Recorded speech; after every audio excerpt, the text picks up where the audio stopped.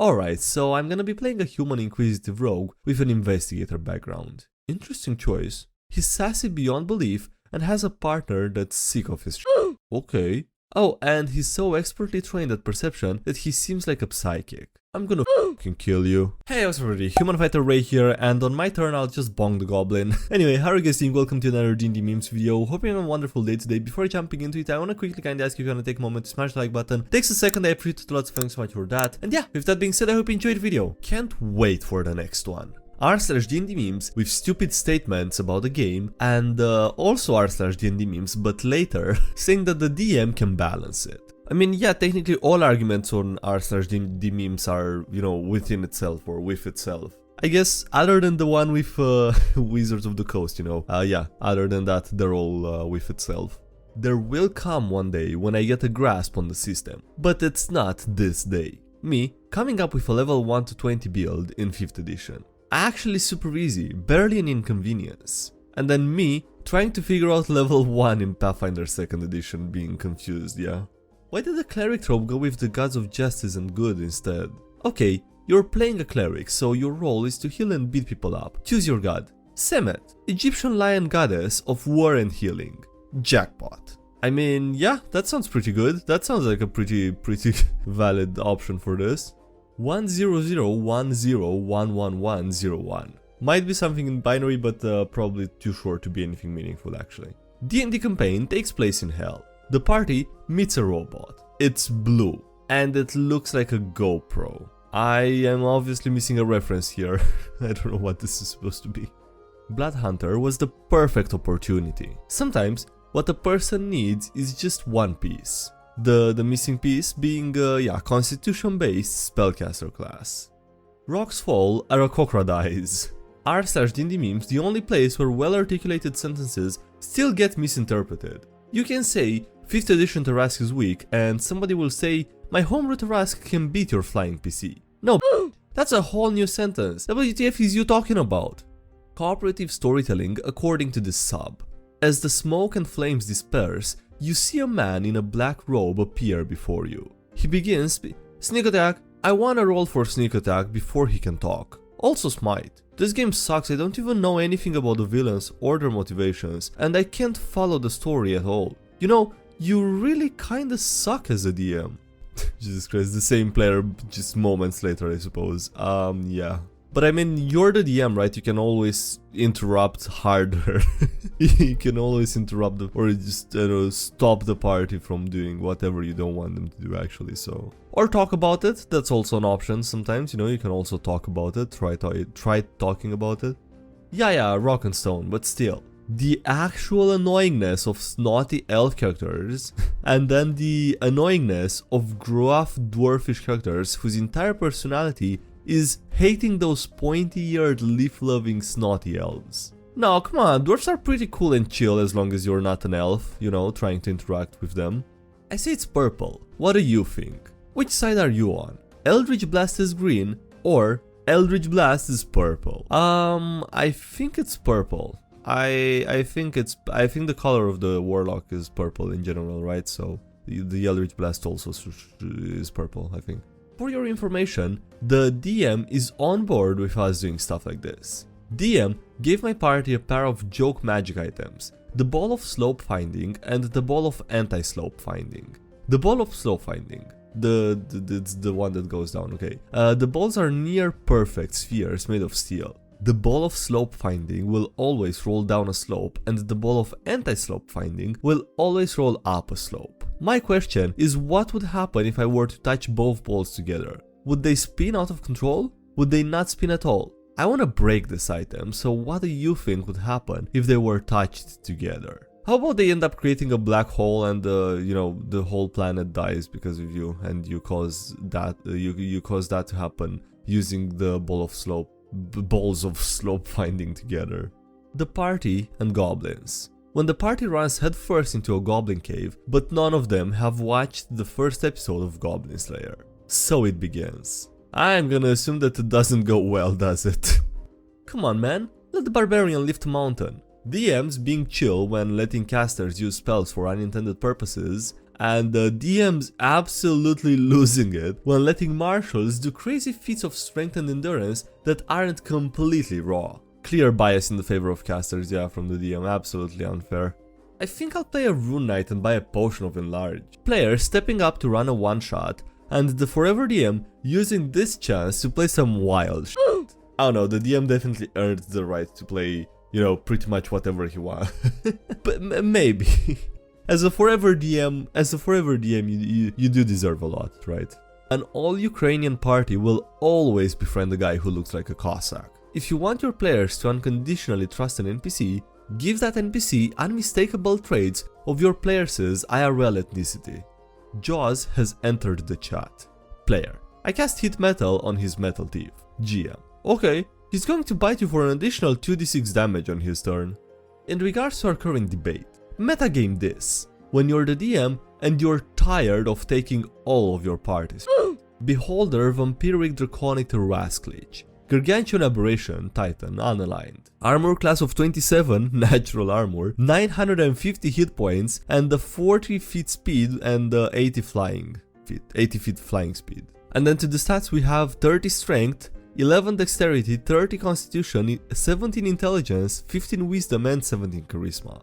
Plus 12 intelligence saving throw, plus 11 wisdom saving throw, and plus 10 again charisma saving throw.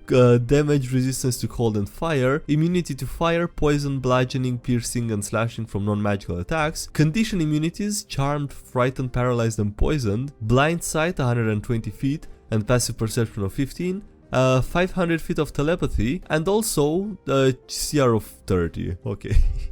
Oh, Jesus Christ, this looks like an absolute monster of a beast of a monster, I don't even know. I mean, those are just, you know, huge stats thrown on a completely random monster that doesn't exist. But it might be cool if D&D had even stronger monsters. We barely made it out alive.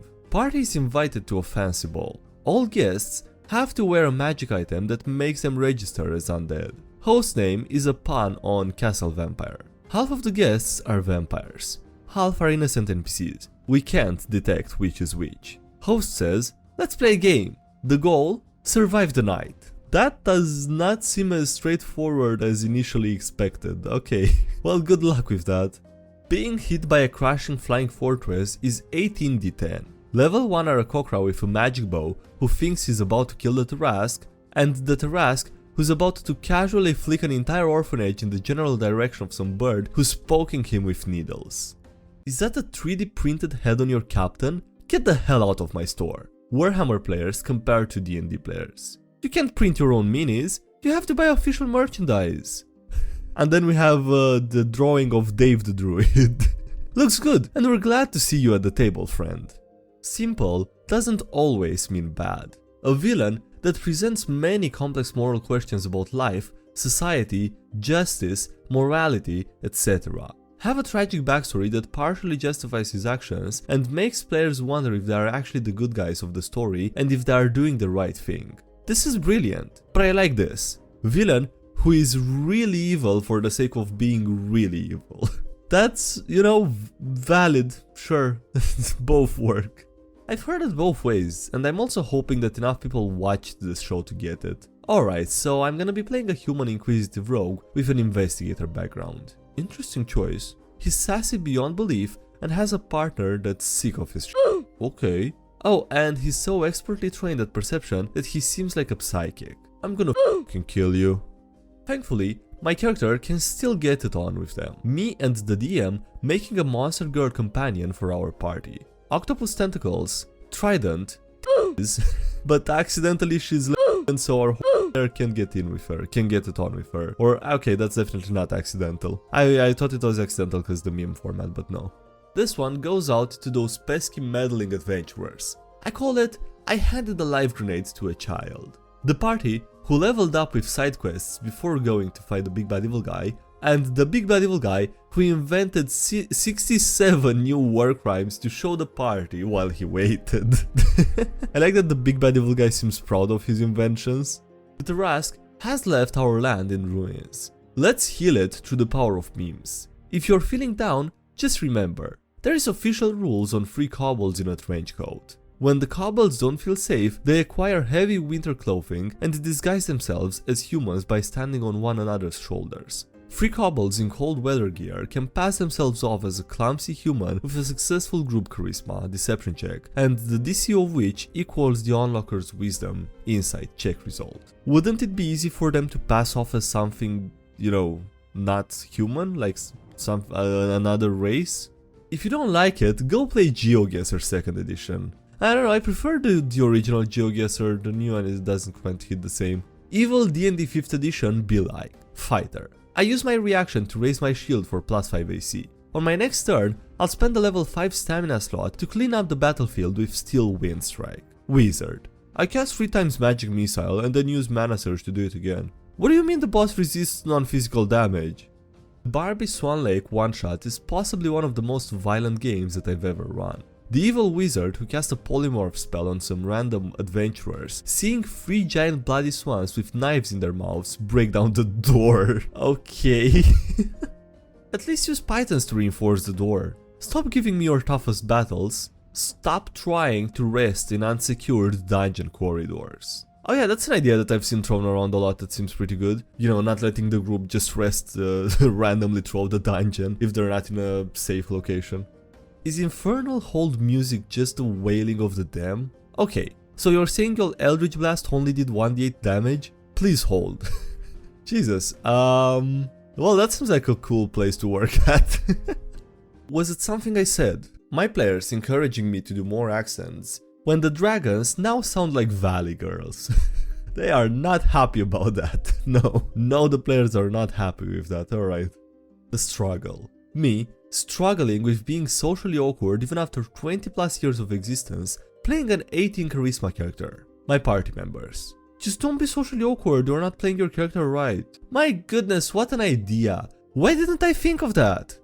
Am I doing it right? Mimics can only look like chests. Nah, that's disappointing. And then the poster itself is a mimic, okay. See, now this is a very good example of a very good meme. Simple and straightforward. Yes, this is blatant advertisement of my homebrew monster. The false Hydra. Looks ugly as hell, so has to hide himself. It's people, how cliché. Wife? What wife? And so forgettable that people even forget who he is.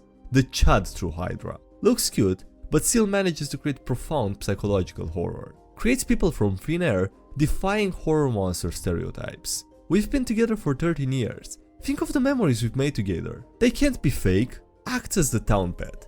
Everybody knows who he is, and they all know he is supposed to be there. I like this Hydra. I know him, he's part of my campaign as well. I mean, doesn't every group of adventurers just have one of these cute Hydras in their party that they were together in the group since, you know, pretty much the beginning of time? Actual conversation that we've had at my table. You broke into the corrupt mayor's house to steal his gold. Yup, says the chaotic good rogue. Stealing is morally wrong, and it is also a crime, right? Says the lawful good paladin. Yup. So stealing the mayor's gold is morally wrong and criminal despite his corrupt nature. Stealing in service of the heavens is only a crime, not a sin. I feel like not enough people are talking about this in the latest D&D movie trailer, lol. Oi, you think you can sneak that shit by me, eh? What? Yeah, that's literally them. That is definitely, absolutely, literally them. Nice. That's a nice touch. That's a nice reference, alright. Alright, on that note, that's it for today's video. So thank you so much for watching, I hope you enjoyed. Don't forget to leave a like if you did and subscribe for more if you haven't already. Also, thank you to everyone supporting the channel on Patreon and as well as on YouTube. I appreciate a lot, so thanks so much for those. Links below to the subreddit, Discord, anything else. And yeah, that's it. Thanks for watching. Listen, bye.